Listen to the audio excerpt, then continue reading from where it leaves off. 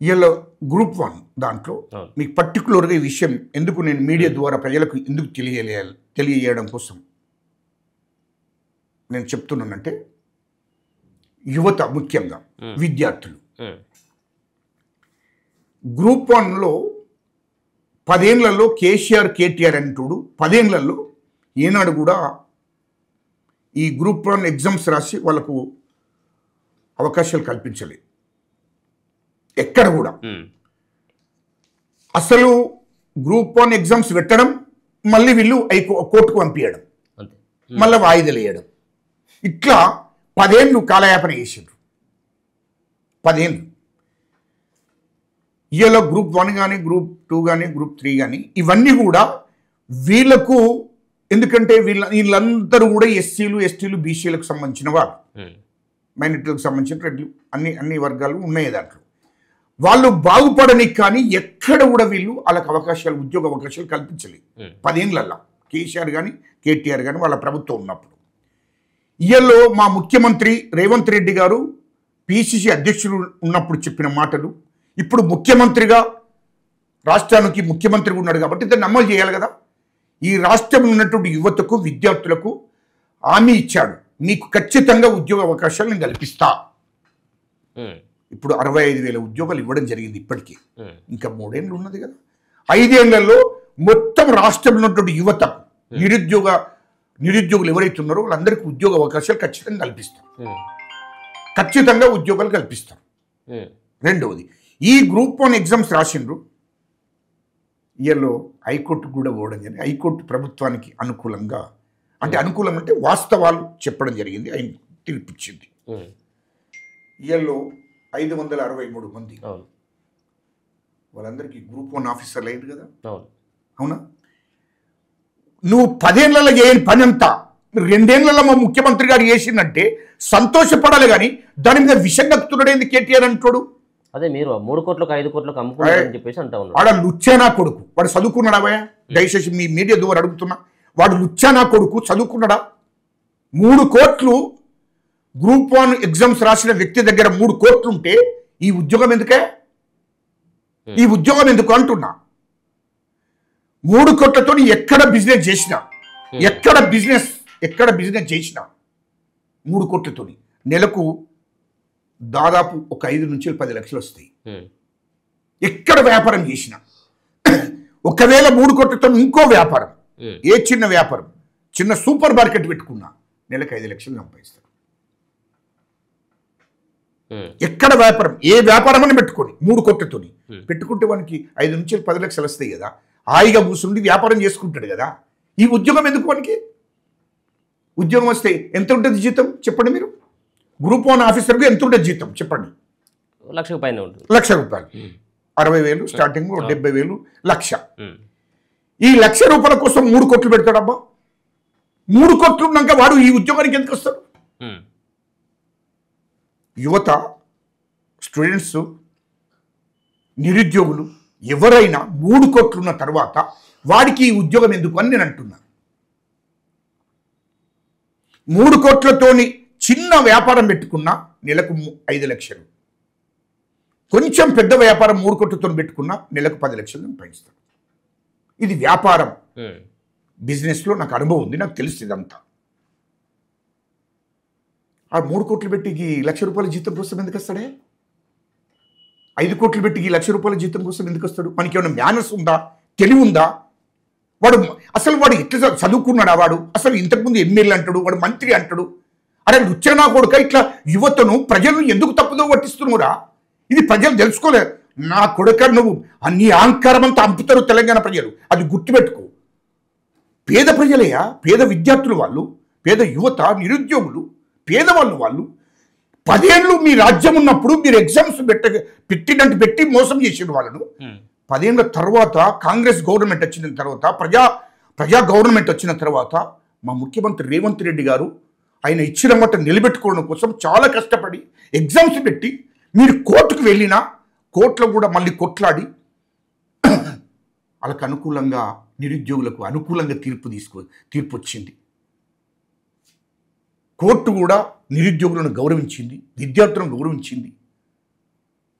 వాళ్ళకు అనుకూలంగా తీర్పు వచ్చింది. వాళ్ళకు ఒక్కొక్కరు 5 ఏళ్ళు 10 ఏళ్ళు చదువుకున్నారు అబ్బా. వాళ్ళు ప్రిపేర్ ఇప్పుడు 2 ఏళ్ళ నుంచి ఎగ్జామ్స్ రాయాలని ప్రిపేర్ అవుతున్నారు. అంతకుముందు 10 ఏళ్ళు పాపం. మన తర్వాత ఈ 2 ఏళ్ళ నుంచి మేము గ్రూప్ 1 ఆఫీసర్లం కావాలి అని చెప్పి తిండి లేక, అన్నం లేక, అసలు టైం మీద భోజనం చేయక రోజుకు 15 గంటలు చదువుకుంటూ కష్టపడి ఎక్కడెక్కడున్న ఊళ్ళ నుండి జిల్లాల నుండి హైదరాబాద్కు వచ్చి హాస్టళ్లలో ఉండి రూములలో 5, 6, 10 మంది కలిసి ఉండి వాళ్ళు వాళ్ళ తల్లిదండ్రులు కష్టపడి డబ్బులు పంపిస్తే, కూలినాలు చేసుకున్న డబ్బులు, వ్యవసాయం చేసిన డబ్బులు, ఆ డబ్బులు పంపిస్తే వీటితో ఖర్చులు ఎలా తీసుకుంటూ వాళ్ళు కష్టపడి చదువుకొని నిద్రలేని రాత్రులు గడిపి ఎగ్జామ్స్ రాస్తే ఈ లుచ్చన నా కొడుకు కేటీఆర్ అంటుడు, ఈ దొంగ నా కొడుకు 1000 కోట్లు 1,00,000 కోట్లు రాష్ట్రాన్ని దోసుకున్న నా కొడుకు 3 కోట్లు ఉన్నాక వాడికి కష్టపడి అన్నం లేకుండా, టిఫిన్ లేకుండా, రాత్రింబగలు నిద్ర లేకుండా చదువుకొని ఎగ్జామ్స్ రాసి పాస్ అవుతాడా? మనకి ఆ కర్మ ఏం పట్టింది? 3 కోట్లు ఉన్నాక ఇంక మేనర్స్ ఉందా? 1,00,000 రూపాయల జీతం కోసం 3 కోట్ల లంచం ఇస్తాడా? ఎవరికన్నా ఇస్తారా? ఎందుకని మరి పదే ఎందుకు ప్రవీణ్ గారు మీరు కూడా అదే అంశాన్ని ప్రస్తావిస్తా ఉన్నాడు? వానికి తెలియలేదా? వాడు ఐపీఎస్ ఆఫీసర్ అయ్యిండు. ఏమైనా మేనర్స్ ఉండి మాట్లాడుతున్నాడా? మేనర్స్ ఉందా? నువ్వు చదువుకున్నప్పుడు నీకు 3 కోట్లు ఉన్నాయా? నువ్వు ఐపీఎస్ ఎగ్జామ్స్ రాసినవు కదా. నీ తల్లిదండ్రులు 8,000 కోట్లు ఉన్నాయి, 8 కోట్లు ఉన్నాయి నీ దగ్గర. మేనర్స్ ఉండాలి. కష్టపడి నువ్వు చదువుకున్నావు కదా, కష్టపడే. నీకు తెలుసు కదా చదువుకుంటే ఏం చేస్తే ఎట్లయితే చదువుకోవాల్సి వస్తుంది. కష్టపడి చదువుకున్న వాళ్ళకి తెలుస్తుంది కదా అంతా. నువ్వు చదువుకున్నావు కదా, ఐపీఎస్ ఆఫీసర్ అయినావు కదా, నువ్వు ఎట్లా మాట్లాడతావు? నాకు అర్థం కాలే. ప్రవీణ్ కుమార్ గారు ఎట్లా మాట్లాడతాడు? మేనర్స్ ఉండి మాట్లాడాలి. ఇతర ప్రభుత్వాన్ని బదనం చేయడం కోసం, మా ముఖ్యమంత్రి రేవంత్ రెడ్డి గారిని బదనం చేయడం కోసం మాట్లాడకూడదు. నిజంగానే మీ ప్రజల దిక్కు ఉంటే, మీరు నిజంగానే నిరుద్యోగుల వైపు ఉంటే, మీరు నిజంగానే విద్యార్థుల వైపు ఉంటే నీతి నిజాయితీగా మాట్లాడని నేర్చుకోండి. సంతోషపడాలి. అరే మేము 10 ఏళ్ళు మా గవర్నమెంట్ ఉన్నప్పుడు మోసం చేసిన వీళ్ళను, ఇప్పుడు కాంగ్రెస్ గవర్నమెంట్ వచ్చినాక, ముఖ్యమంత్రి రేవంత్ రెడ్డి గారు వచ్చినాక గ్రూప్ 1 ఎగ్జామ్స్ రాశారు వీళ్ళు, గ్రూప్ 1 ఆఫీసర్లు అయినరు. సంతోషపడాలి, ఇంకా సపోర్ట్ చేయాలి. ఇంకా అది పోయి నువ్వు నిందలు తీసుకుంటూ మంత్రులు తీసుకున్నారు, ముఖ్యమంత్రి గారు తీసుకున్నారంటే ఏమన్నట్టు పోయి వాళ్ళు 10 ఏళ్ళు ఆఖరితో ఉన్నారా? నా కొడుక, నువ్వు 10 ఏళ్ళు మీరు అధికారంలో ఉన్న పార్టీ కేసీఆర్ గవర్నమెంట్, 10 ఏళ్ళు మీరు అవకాశం ఇయ్యక వాళ్ళని మోసం చేస్తే తిరిగి మళ్ళీ ఎగ్జామ్స్ రాసి పాస్ అయినాక ఇవాళ పేద కుటుంబాలు, మధ్యతరగతి కుటుంబాలు సంతోషపడుతున్నారు. మా పిల్లలకు ఉద్యోగాలు వచ్చినాయి, గ్రూప్ 1 ఆఫీసర్లు అయిన మా ఊళ్ళు, వాళ్ళ కళలు నెరవేరినాయి, కష్టపడి చదువుకున్న కళలు నెరవేరినాయి. వాళ్ళ దగ్గర డబ్బులు ఉన్నాక ఈ ఉద్యోగం ఎందుకు? ఇవాళ నీ దగ్గర 3 కోట్లు ఉన్నాక నీకెందుకు ఉద్యోగం? నువ్వు వ్యాపారం చేసుకుంటావు కదా. వీళ్ళు 563 మంది, అదంతా పేద కుటుంబాలు, మధ్యతరగతి కుటుంబం. వాళ్ళ దగ్గర 1 కోటి రూపాయలు కూడా ఉండయి, 50 లక్షల రూపాయలు కూడా ఉండయి. కష్టపడి పనిచేసే వాళ్ళంతా. కానీ 1,00,000 రూపాయల జీతం కోసం 3 కోట్లు కూడా ఇస్తాడా? వానికి మేనర్స్ ఉందా అసలు? వాడు 3 కోట్లు ఉంటే చిన్న ఏదైనా పెద్ద బడా వ్యాపారికి ₹1 ఇంట్రెస్ట్కి ఇచ్చినా నెలకు 3 లక్షలు వస్తాయి. వాళ్ళకు 3 లక్షలు వస్తాయి అంటున్నా. చిన్న ఎక్కడన్నా 1% బ్యాంక్ లాగానే 1% ఇచ్చుకున్నా 3 లక్షలు వస్తాయి. ఈ ₹1,00,000 రూపాయల జీతానికి 3 కోట్లు ఎట్లా పెడతాడబ్బా? చెప్పు నాకు, దానికి జవాబు చెప్పు. 3 కోట్లు ఉన్నోడు ఎవడు కూడా ₹1 కోటి ఉన్నా, 2 కోట్లున్నా, 3 కోట్లున్నా వ్యాపారం చేసుకుంటాడు. ఈ ₹1,00,000 రూపాయల జీతం కోసం రాడు. అది మేనర్స్ లేని నా కొడుకులు మాట్లాడతారు. ఇయలో నీతి నిజాయితీగా మా ముఖ్యమంత్రి రేవంత్ రెడ్డి గారు నీతి నిజాయితీగా వాళ్ళకి ఎగ్జామ్స్ పెట్టి వాళ్ళ కళలు 10 ఏళ్ళు కష్టపడ్డరు, గ్రూప్ 1 ఆఫీసర్లు కావాలనుకున్నారు. పాపం వాళ్ళ కళలు నెరవేర్చాలని నేను ముఖ్యమంత్రి అయినాక నేను వాళ్ళకి హామీ ఇచ్చిన కదా అని చెప్పి ముఖ్యమంత్రి రేవంత్ రెడ్డి గారు ఇంత కష్టపడి వాళ్ళకి ఎగ్జామ్స్ పెట్టి వాళ్ళందరినీ గ్రూప్ 1 ఆఫీసర్లు చేయాలనుకుంటే ఈ కేటీఆర్ అనేటోడు వాళ్ళ మీద విషయం నక్కి వాళ్ళని హైకోర్టుకు పంపించాడు, వేరే వాళ్ళను. ఇది ఆపాలని హైకోర్టు తీర్పిచ్చాది. పాపం నిరుద్యోగుల వైపు తీర్పిచ్చాది. వీళ్ళు సంతోషంగా మా ముఖ్యమంత్రి గారు 563 మందిని గ్రూప్ 1 ఆఫీసర్లను చేశాడు. వీళ్ళు నిరుద్యోగులందరికీ కూడా ఉద్యోగ అవకాశాలు కల్పిస్తున్నాడు. దాని సంతోషపడాలి. కానీ బురదలడం, బదనాం చేయడం ఇది ఎంతవరకు కరెక్ట్ ఉంది అంటే వాళ్లకు వాస్తవానికి కేటీఆర్ కేసీఆర్ వాళ్ళ కుటుంబానికి వాళ్ళ హాం బాగున్నది, లక్షల కోట్లు దోపిడీ చేసిన డబ్బు ఉంది వాళ్ళ దగ్గర. కాబట్టి వాళ్ళకి ఎస్సీలు, ఎస్టీలు, బీసీలు, మైనార్టీలు, వీళ్ళు రెడ్లు కొంతమందికి వీళ్ళందరూ ఆఫీసర్లు కావద్దు, వీళ్ళకు ఉద్యోగాలు రాకుండా రోడ్ల మీద తిరగాలని వాళ్ళకు ఉంది.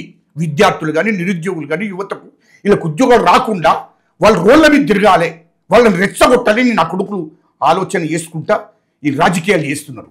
కానీ యువతకు అర్థమైంది, విద్యార్థులకు అర్థమైంది, నిరుద్యోగులకు అందరికీ అర్థమైంది, వీళ్ళని నమ్మే పరిస్థితి లేదు. కేటీఆర్, కేసీఆర్ కుటుంబాన్ని నమ్మరు అనేది స్పష్టంగా చెప్తున్నాను. Right, thank you so much. So చాలా విషయాలు మనతో పాటు షేర్ చేసుకోవడం జరిగింది. ముఖ్యంగా స్మితా సబర్వాల్కి సంబంధించినటువంటి కొత్త విషయాల్ని 3,000 కోట్ల రూపాయల సంబంధించినటువంటి ఆస్తులు సంపాదించింది అన్నటువంటి ఒక అంశంతో పాటు ఖచ్చితంగా దసరా తర్వాత కేటీఆర్ ఖచ్చితంగా అరెస్ట్ కాబోతా ఉన్నాడు అన్నటువంటి సంకేతాలు కూడా గజ్జలకాంతం గారు తెలియజేస్తూ ఉన్నారు. మరొక పక్కన గ్రూప్ 1 పైన జరుగుతున్నటువంటి ఏవైతే ఆరోపణలు వస్తూ ఉన్నాయో, ఏవైతే ప్రచారం జరుగుతూ ఉన్నదో 3 కోట్లు 5 కోట్లు అంటూ, సో వీటిపైన కూడా 3 కోట్లు 5 కోట్లు ఇచ్చి ఉద్యోగాలు పొందేటువంటి అవకాశమే లేదు. అది కావాలని చెప్పేసి ప్రభుత్వం పైన, ముఖ్యమంత్రి రేవంత్ పైన బురద జల్లేటువంటి ప్రయత్నమే చేస్తూ ఉన్నారు తప్పించి దాంట్లో వాస్తవం లేదు. ఈరోజు ఖచ్చితంగా 563 మందికి నియామక పత్రాలు ముఖ్యమంత్రి రేవంత్ రెడ్డి చేతుల మీదుగా ఇవ్వడం జీర్ణించుకోలేకనే ప్రతిపక్షాలు కావాలని చెప్పేసి ఆరోపణలు చేస్తూ ఉన్నటువంటి అంశాన్ని గజ్జలకాంతం గారు అయితే తెలియజేస్తాము. చూస్తూనే ఉండండి మన తొలి వెలుగు.